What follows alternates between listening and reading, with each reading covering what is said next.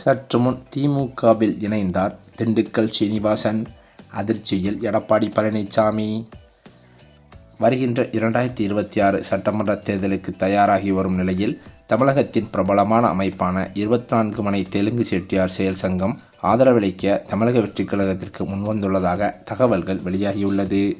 தற்போது பேச்சுவார்த்தைகள் நடைபெற்று வரும் நிலையில் அந்த சங்கத்தின் தலைவரும் திமுக பிரமுகரும் திண்டுக்கல் முன்னாள் சேர்மனுமான நடராஜன் தேர்தலில் போட்டியிட சொல்லப்படுகிறது.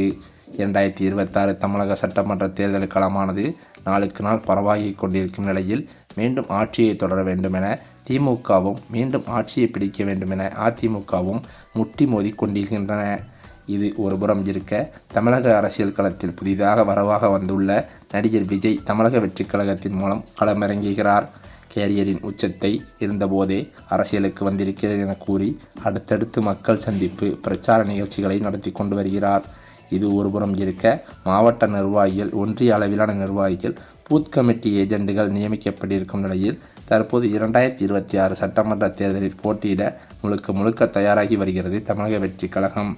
மேலும் நிர்வாகிகளிடம் விருப்ப மனுக்கள் பெறப்பட்டு வேட்பாளர் பட்டியலும் மறைமுகமாக தயாரிக்கப்பட்டு வருவதாகவும் சொல்லப்படுகிறது. இந்த சூழ்நிலையில்தான் அதிமுகவிலிருந்து பலரும் திமுகவில் இணைந்து வருவதாகவும் சொல்லப்படுகிறது. அதே சமயம் மறுபுறம் பார்த்தால் திமுக தரப்பில் அமைச்சர் KN நேருவின் அதிரடி நகர்வுகள் அதிமுகவிற்கு கூடுதல் நெருக்கடியை உருவாக்கி வருகின்றன. கோட்டைக்குள் ஓட்டை விழாமல் தடுக்க வேண்டிய கட்டாயத்தில் உள்ள அதிமுக தலைமைக்கோ தொகுதி பங்கீடு மற்றும் வேட்பாளர் தேர்வு தொடர்பான உட்கட்சி பூசல்கள் பெரும் முட்டுக்கட்டையாகவே இருக்கிறது. கீழ்மட்ட தொண்டர்கள் உற்சாகத்துடன் பணியாற்ற தயாராக இருந்தாலும் மாவட்ட தலைவர்களிடையே நிலவும் ஒருமித்த கருத்தின்மை தேர்தல் முடிவுகளில் பிரதிபலிக்கக்கூடும் என அரசியல் நோக்கர்கள் எச்சரித்தும் வருகின்றனர். காலமாக நிலவி வரும் இந்த பஞ்சாயத்துகளை எடப்பாடி பழனிசாமி இப்போதே தீர்க்க தவறினால் அது டெல்டா மாவட்டங்களில் அதிமுகவின் வெற்றி வாய்ப்பை வெகுவாக சிதைத்துவிடும் என்றே பலரும் நினைத்து வருகின்றனர். அந்த வகையில் பார்த்தால் வீட்டு சண்டையை வீதிக்கு வராமல் தடுத்தால் மட்டுமே வெற்றி என்ற யதார்த்தத்தை அதிமுக தலைமை உணர்ந்து செயல்பட வேண்டிய கட்டாயத்தில் தற்போது இருந்து வருகிறது. வரும் நாட்களில் கூட எடப்பாடி பழனிசாமியின் சமரச முயற்சிகள் எந்தளவிற்கு கை கொடுக்கின்றன என்பதை பொறுத்தேதான் டெல்டாவின் தேர்தல் முடிவுகள் அமையும் என்றும் அதிமுக வட்டாரங்களில் தகவல்கள் பரவி வருகிறது. அது மட்டுமில்லாமல் இந்த பல பிரச்சனைகளால் அதிமுகவிலிருந்து மேலும் பல முக்கிய புள்ளிகள் திமுகவிற்கு தாவிவிடுவார்கள் என்றே அச்சத்தில் எடப்பாடி பழனிசாமி இருந்து வருவதாகவும் சொல்லப்படுகிறது. அதே வகையில் தற்போது 2 முக்கிய மாஜி அமைச்சர்கள் அதிமுகவிலிருந்து விலகுவதற்காக அதிரடி முடிவை எடுத்துள்ளதாக அதிமுகவின் தலைமையான எடப்பாடி வட்டாரத்தில் தகவல்கள் பரவி வருகிறது. இந்த சமயம் பார்த்து பாஜகவும் பாஜக இடையிலான கூட்டணி குறித்த முக்கிய நகர்வாக வரவிருக்கும் தேர்தலுக்கான முழு பொறுப்பையும் எடப்பாடி பழனிசாமியிடம் பாஜக ஒப்படைத்து விட்டதாக தகவல்களும் வெளிவந்துள்ளது. தமிழகத்தில் திமுக அரசை வீழ்த்துவதே தங்களது முதல் இலக்கு என்று தெரிவித்துள்ள பாஜக தலைமை அதிமுக பொதுச் செயலாளர் எடப்பாடி பழனிசாமியின் தலைமையிலேயே தேசிய ஜனநாயக கூட்டணி தேர்தலை சந்திக்கும் என்றும் அறிவித்திருக்கிறது. இதன் மூலம் கூட்டணி குறித்த முடிவுகள் மற்றும் தொகுதி பங்கீடு போன்ற முக்கிய அதிகாரங்களை EPS கையில் கொடுத்துவிட்டு பாஜக சற்று பின்வாங்கியிருப்பது அரசியல் வட்டாரத்தில் பெரும் விவாதத்தையே ஏற்படுத்தியிருக்கிறது. பாஜக மாநில துணைத் தலைவர் KP ராமலிங்கம் உள்ளிட்ட முக்கிய நிர்வாகிகள் எடப்பாடி பழனிசாமி தான் தமிழகத்தில் கூட்டணியின் தலைவர் என்றும் அவரே அடுத்த முதலமைச்சர் வேட்பாளர் என்றும் வெளிப்படையாக தெரிவித்துள்ளனர். அண்ணாமலைக்கு பின் மாநில தலைவராக பொறுப்பேற்றுள்ள நைனா நாகேந்திரன் அதிமுகவின் பூசல்களை தீர்க்க தயாராக இருப்பதாக கூறி கூட்டணியை பலப்படுத்தும் முயற்சியில் ஈடுபட்டுள்ளார். பாஜகவின் இந்த மென்மையான அணுகுமுறை EPSன் ஆளுமையை அதிகரிப்பதோடு தமிழகத்தில் ஒரு வலுவான மாற்றத்தை உருவாக்குவதற்கான யுத்தியாகவே பார்க்கப்பட்டும் வருகிறது. மேலும் அது மட்டுமில்லாமல் தனது செல்வாக்கை பயன்படுத்தி எடப்பாடியின் சொந்த ஊரான சேலம் மாவட்டத்தில் செங்கோட்டையன் இதைவிட ஈரோட்டில் நடந்ததை விட மிக பிரம்மாண்டமான ஒரு மக்கள் சந்திப்பு நிகழ்ச்சியை நடத்த காட்டப்போகிறார் என்ற தகவல்களும் வெளியாகி வருகிறது.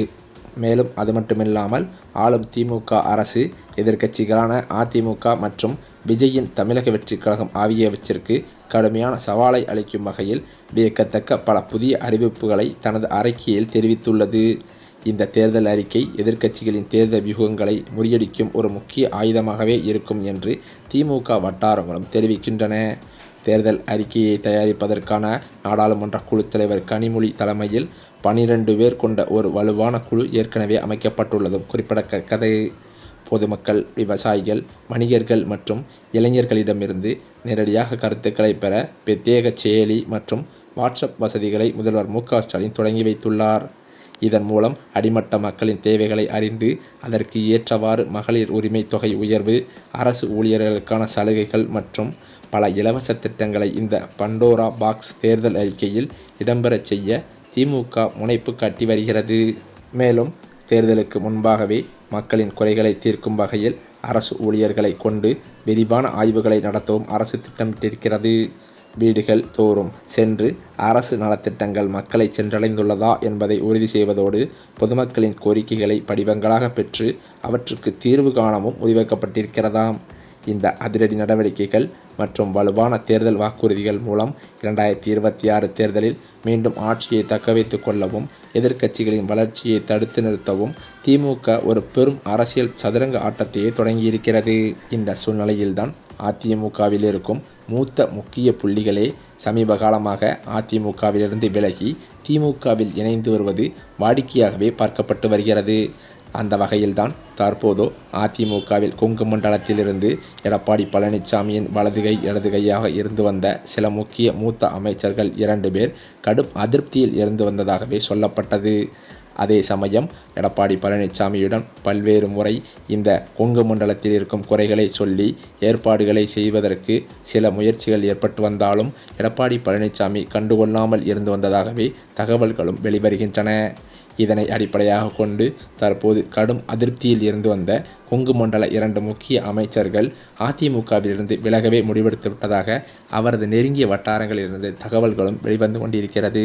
அது என்னவென்றால், பல கூட்டணி கட்சிகளை இணைப்பதுடன் பல்வேறு முக்கிய புள்ளிகளை அதிமுகவிலிருந்து திமுகவிற்கு இழுப்பதுதான் என்பதும் சொல்லப்படுகிறது. ஏனென்றால் அதிமுகவின் கோட்டையாகவே கருதப்படும் டெல்டா மாவட்டங்களில் அக்கட்சிக்குள் ஏற்பட்டுள்ள இந்த உட்கட்சி பூசலானது பொதுச் செயலாளர் எடப்பாடி பழனிசாமிக்கு பெரும் சவாலாகவே உருவெடுத்திருக்கிறது என்றே சொல்லலாம். வழக்கமாகவே அதிமுகவிற்கு வலு சேர்க்கும் கொங்கு மண்டலத்தில் ஏற்படக்கூடிய சிறு சரிவுகளை டெல்டா மாவட்டங்களில் அறுவடை செய்யும் வாக்குகளை வைத்து ஈடுகட்டி விடலாம் என்று எடப்பாடி பழனிசாமிக்கு ஒரு எண்ணம் இருந்து வந்தது. ஆனால் அந்த எண்ணத்தில் தற்போது மண்ணெல்லை போடும் வகையில் சில டெல்டா மாவட்டத்தின் மூத்த அமைச்சர்கள் அதிமுகவிலேயே பல உட்கட்சி பூசல்களை ஏற்படுத்திவிட்டு கட்சியின் செயல்பாடுகளையும் கட்டமைப்புகளையும் சிதைத்து வருவதாக எடப்பாடி பழனிசாமிக்கு தகவல்கள் வந்துள்ளதாகவும் சொல்லப்படுகிறது. மேலும் கட்சியை அடகு வைத்து விட்டீர்கள் என்று பல புகார்களையே எடப்பாடியிடம் கூறி வருவதாகவும் சொல்லப்படுகிறது. இதன் காரணத்தினால் எடப்பாடியிடம் கடும் மோதல்களும் கண்டிப்பாக அதிமுகவிலிருந்து பல புள்ளிகள் வெளியேறி திமுகவில் இணைவதற்கு வாய்ப்புள்ளதாகவே தகவல்கள் வெளிவந்துள்ளது. மேலும் அது மட்டுமில்லாமல் பாஜகவுடன் அதிமுக கூட்டணி வைத்ததிலிருந்தே பிடிக்காத எடப்பாடியை பிடிக்காத அண்ணாமலை அவர்கள் கடும் அப்செட்டில் இருந்து வந்ததாக சொல்லப்பட்டு வந்த நிலையில் தற்போது பாஜகவை விட்டே வெளியேறுவதற்கு அண்ணாமலை முடிவெடுத்து விட்டதாக அவரது ஆதரவாளர்கள் மத்தியில் பேச்சுக்கள் அடிபடுகிறது. இதனைத் தொடர்ந்து அவர் பாஜகவிலிருந்து விலகி திமுகவில் இணையலாம் என்றும் அவரது ஆதரவாளர்கள் மத்தியில் பேச்சுக்களும் அடிபடுகிறது. மேலும் அது மட்டுமில்லாமல் அதிமுகவிலிருந்து திமுகவுக்கு விழும் அடுத்த விக்கெட்டான திண்டுக்கல் சீனிவாசன் அவர்கள் திமுகவில் இணைவதற்கான ஆலோசனையில் ஈடுபட்டுள்ளதாக அவரது நெருங்கிய வட்டாரங்களில் தகவல்கள் வெளியாகியுள்ளது. இது அதிமுகவில் ஏற்படும் பாஜக பிரச்சனை தான் என்று சொல்லப்படுகிறது.